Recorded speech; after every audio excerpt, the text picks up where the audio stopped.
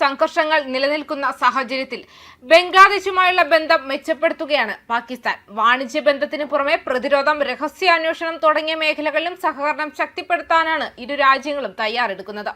ഇതിന്റെ ഭാഗമായി ധാക്കയിലെ പാകിസ്ഥാൻ ഹൈക്കമ്മീഷൻ കാര്യാലയത്തിൽ പാക് ചാർ സംഘടനയായ ISIയുടെ പ്രത്യേക സെല്ലിന് രൂപം നൽകിയെന്നാണ് ഇന്ത്യൻ ഇന്റലിജൻസിന് ലഭിച്ചിരിക്കുന്ന വിവരം. പാകിസ്ഥാൻ സൈന്യത്തിന്റെ joint chief of staff commission chairman general Shaheer Shamsad Mirza 4 ദിവസത്തെ ഔദ്യോഗിക സന്ദർശനത്തിനായി ബംഗ്ലാദേശിലെത്തിയിരുന്നു. സന്ദർശനത്തിന്റെ ഭാഗമായി ബംഗ്ലാദേശിലെ കര, നാവിക, വ്യോമസേനകളുടെ മേധാവിമാരുമായും ഇടക്കാല സർക്കാരിലെ മുഖ്യ ഉപദേഷ്ടാവായ മുഹമ്മദ് യൂനസുമായും ഷംസാദ് മിർസ കൂടിക്കാഴ്ച നടത്തിയിരുന്നു. 8 അംഗ പ്രതിനിധി സംഘത്തെയുമായാണ് ഷംസാദ് മിർസ ബംഗ്ലാദേശിലെത്തിയത്. ഈ സംഘത്തിൽ ISI ഉദ്യോഗസ്ഥരും പാക് നാവികസേനയിലെയും വ്യോമസേനയിലെയും പ്രതിനിധികളുമുണ്ട്. ഇവർ ബംഗ്ലാദേശ് രഹസ്യാന്വേഷണ ഏജൻസിയായ നാഷണൽ സെക്യൂരിറ്റി ഇന്റലിജൻസിലെയും ഡയറക്ടർ ജനറൽ ഫോഴ്സസ് ഇന്റലിജൻസിലെയും ഉദ്യോഗസ്ഥരുമായി ചർച്ചകൾ നടത്തിയിട്ടുണ്ടെന്നാണ് ഇന്ത്യൻ രഹസ്യാന്വേഷണ ഏജൻസികൾക്ക് ലഭിച്ചിരിക്കുന്ന വിവരം. ഇരു രാജ്യങ്ങളിലെയും രഹസ്യാന്വേഷണ ഏജൻസികൾ പരസ്പരം വിവരങ്ങൾ കൈമാറാൻ തീരുമാനമെടുത്തുവെന്നാണ് വിവരങ്ങൾ വരുന്നത്.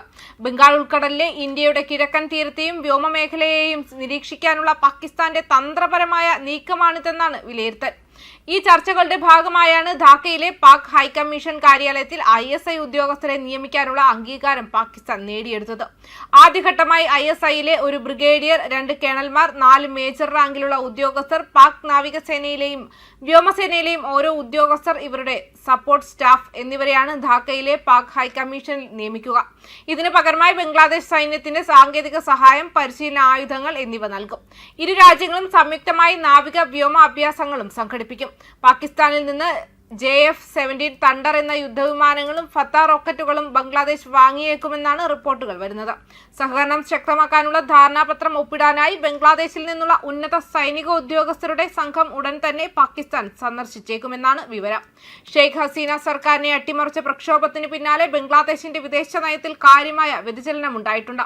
മുഹമ്മദ് യൂനസിന്റെ നേതൃത്വത്തിലുള്ള ഇടക്കാല സർക്കാർ പാകിസ്ഥാനുമായുള്ള ബന്ധം മെച്ചപ്പെടുത്താനുള്ള ശ്രമങ്ങൾ നടത്തിയിരുന്നു. ഇതിന്റെ തുടർച്ചയായാണ് പ്രതിരോധ സഹകരണം ശക്തമാക്കുന്നത്. അതേസമയം ഇന്ത്യ ബംഗ്ലാദേശ് ബന്ധം വഷളാകുന്നതിനിടെ ഒരു അവസരം മനസ്സിലാക്കിയ പാകിസ്ഥാൻ ചൈന, ഗൾഫ്, മധ്യേഷ്യൻ രാജ്യങ്ങളിൽ തുടങ്ങിയ രാജ്യങ്ങളുമായുള്ള വ്യാപാരത്തിന് ഒരു കവാടമായി കറാച്ചി തുറമുഖം ബംഗ്ലാദേശിന് ഉപയോഗിക്കാൻ വാഗ്ദാനം ചെയ്യുകയും ചെയ്തു. എന്നിരുന്നാലും ഈ റൂട്ട് ചെലവ് കുറഞ്ഞതല്ല. 2600 നോട്ടിക്കൽ മൈൽ ദൈർഘ്യമുള്ള യാത്ര പൂർത്തിയാക്കാൻ ഏകദേശം 2 ആഴ്ചയെടുത്തു. അതിനുശേഷം ഈ മേഖലയിൽ കാര്യമായ ചലനമൊന്നും ഉണ്ടായിട്ടില്ല. അതിനാൽ ഇന്ത്യയെ ഭൗമരാഷ്ട്രീയമായി വെല്ലുവിളിക്കാനുള്ള ഒരു സാധ്യതയായി ഈ നീക്കത്തെ കാണുന്നു.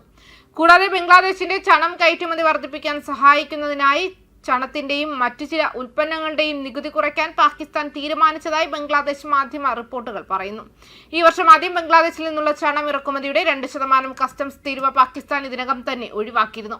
ലോകത്തിലെ 2ാമത്തെ വലിയ ചണം ഉൽപ്പാദിപ്പിക്കുന്ന രാജ്യമായ ബംഗ്ലാദേശ് അസംസ്കൃത ചണത്തിന്റെയും ചണ ഉൽപ്പന്നങ്ങളുടെയും മുൻനിര കയറ്റുമതിക്കാരാണെന്ന് എല്ലാവർക്കും അറിയാം.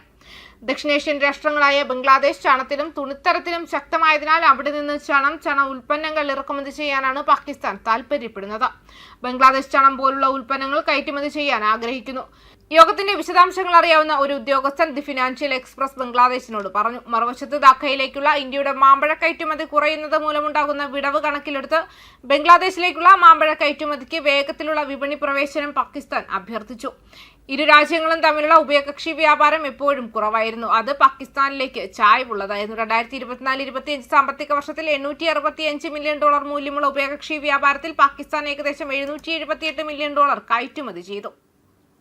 ന്യൂസ് ഡെസ്ക് കർമ്മ ന്യൂസ്.